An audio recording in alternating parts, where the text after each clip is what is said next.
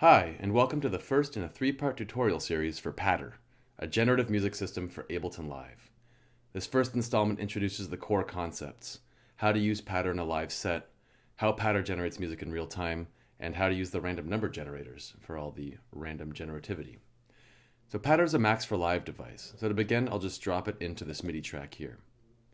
And so that we can actually hear what we're doing, I'll drop in a drum kit.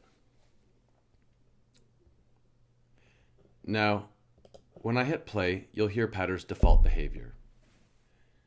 That's basically one note every 4 beats, usually the lowest note available, but there's a little bit of randomness because the default settings include that.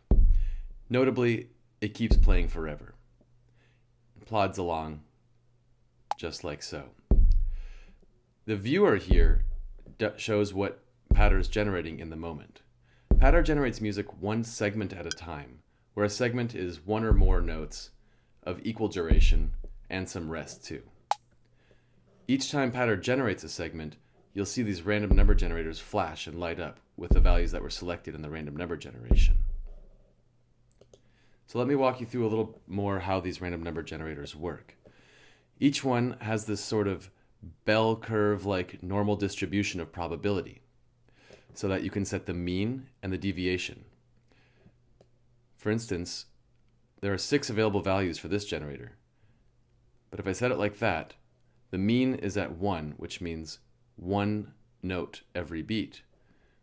And the deviation is set to 0, so it'll always give that note every time it generates. If I increase the mean a little bit to a half, you hear it speed up. To a quarter, and so on. This basic control controls the base duration of a note in Patter. But now if I increase the deviation, we get a little more variation. It might be most likely to play every half note, but it might sometimes choose a much longer or shorter interval. Each of these random number generators includes knobs to the side for mean and deviation so that you can map it with a MIDI controller.